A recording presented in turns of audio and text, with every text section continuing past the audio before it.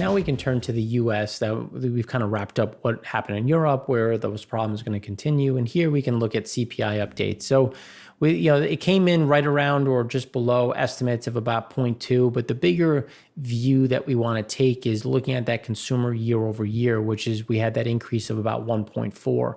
And that's where we start to get towards, well, what is 1.4? I know my costs have gone up. And if you look at the inflation overall in terms of healthcare, 18%, childcare, 47%, food, 13%, those are real numbers that continue to impact the way we do business, the way we look at the world in terms of, well, where are those dollars going? And that's why that inflation number is always going to continue to kind of be, well, how is it weighted? What is the weighting? Why is it the way it is? And rents have started to come down in the urban areas, so that's going to help keep some of these numbers depressed. And as we see more of that debt coming on, and again, we went into deep detail on the US dollar dynamics show, so I don't want to continue to kind of beat this one to death, but this is one to watch in terms of, are we going to start to get some of that sneaky inflation coming back in, which is one of the reasons why a lot of these countries and central banks should really want low oil prices, because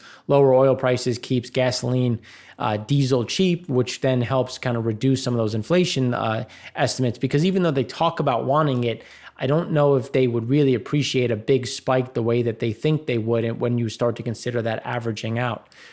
Now we can kind of turn into what is the small business index. So the small business index actually had a nice increase, and it was surprising in terms of the optimism that we're starting to see, which is, again, one of those bright spots in terms of the small business side. And then on the better end of it was the expectation of hiring plans. So we're starting to see an expectation of hiring. The question is, when is that going to show up?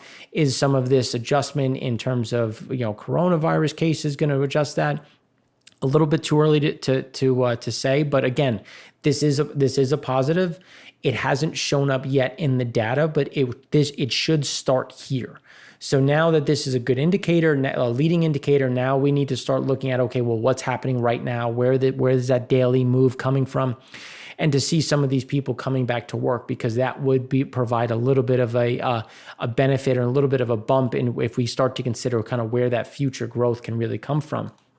Now, when we take that to the next level and look at, okay, well, number of small businesses open, it remains depressed. So this is something where we continue to see it down 24.1% as of September. Again, the trend is kind of flat, and we don't see that changing at this point, up or down. But at the same time, as you see competition going away, some of the individuals that are still around, they're going to have more demand. They're going to require a bit more work. So when we take the small business index and think, well, those who survive, those that planned accordingly or were in a position to do better, are going to have to hire more, because there's going to be more opportunity. There's going to be more market share to grab. So this is something where you can see this remain depressed, and you could still see that optimism depending on who was asked about their views on the future. And that's why the overall impact will be muted, but will be better in terms of some of these jobs coming back and some of those individuals finding work. Now, when we think about the revenue side, this is where the problem comes, because we still haven't seen any of that market share, maybe adjustments, or this ability come into that small business revenue. As a small business owner, I can attest to the fact that this is very true. There is a lot of pain. There is a lot of hardship in terms of trying to get to the other side, hoping that there's going to be that adjustment. And here you can start to see that it really hasn't done anything to the upside. It's kind of been just kind of flattish. And just based on where we see these dynamics of headwinds, tailwinds, we think that you're going to continue to kind of see that go sideways.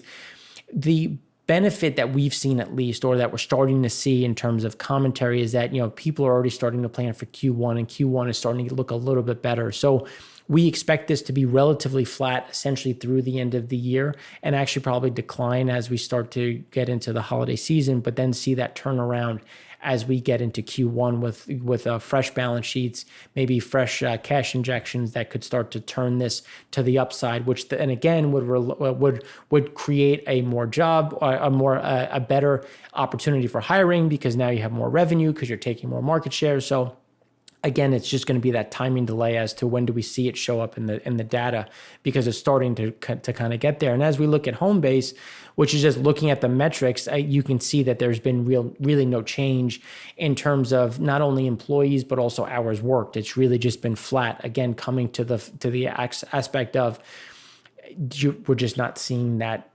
turnaround yet, even though there is that optimism, which means that money is being set aside to hire more workers, allow for more hours.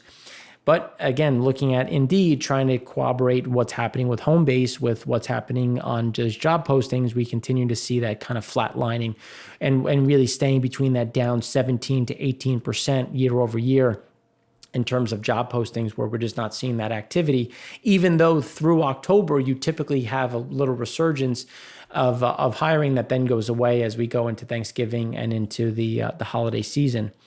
And it's interesting because we had Paychex having commentary that they've never seen more people using their equipment.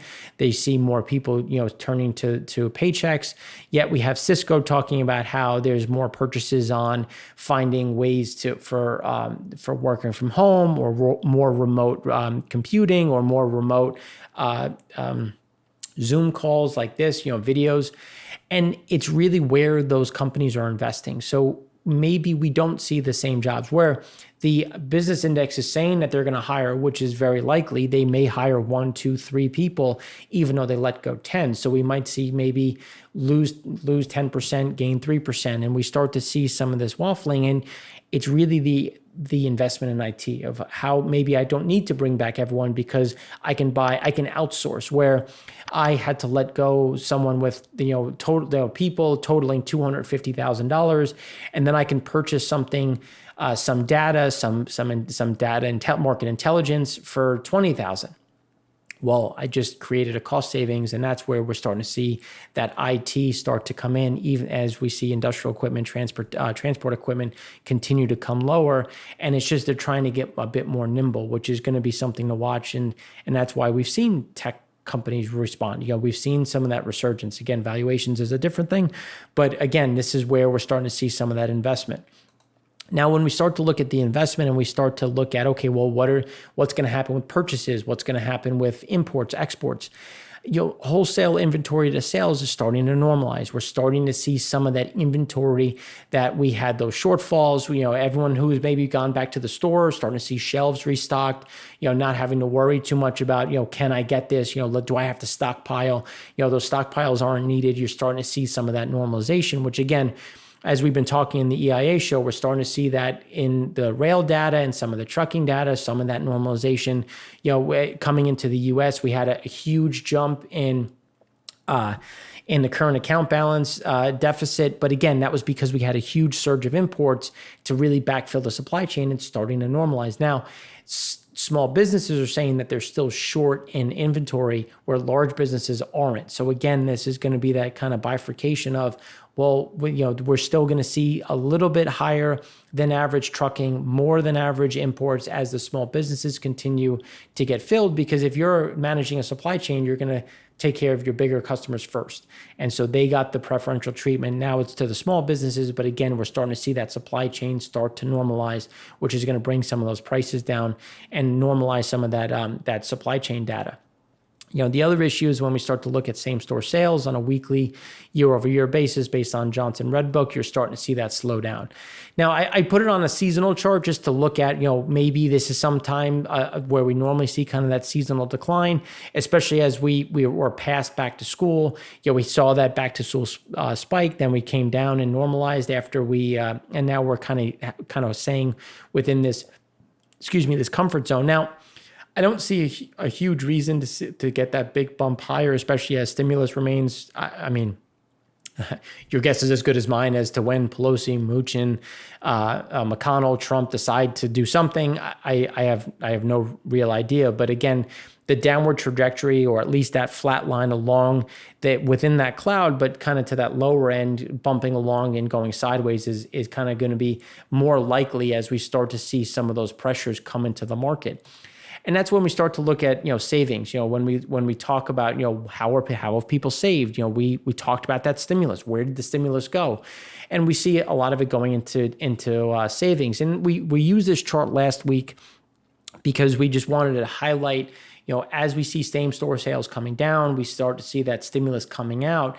Some of it is still in the market. It's just sitting in a savings account. So there is still that stimulus where if people feel better about the economy, if people feel better about their jobs, you can start to get a quick removal out of savings and into the market. It's something that we don't see happening right now, especially as we start to say, well, are people adjusting their holiday shopping, what to expect? And that's something that we continue to be concerned on as we go into Q4, further into Q4, as we see the kind of the leading indicator of, those retail sales starting to come under pressure. And when we say that, Arbor does a really good job of looking at, what are consumer searches looking like? What are people Googling? And Google has become, or at least search engines have become, a better algorithm of what's coming in the future because people are home. People are sitting in front of screens. They're not in meetings. And if they're in a meeting, they're doing one of these Zoom calls. So they're still in front of the computer. You're not,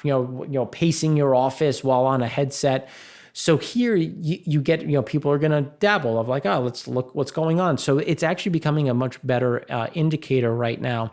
And you can see that we're starting to see a slowdown in what people are searching for in terms of retail food sales food searches, which is usually indicative of, well, what is consumer activity going to be?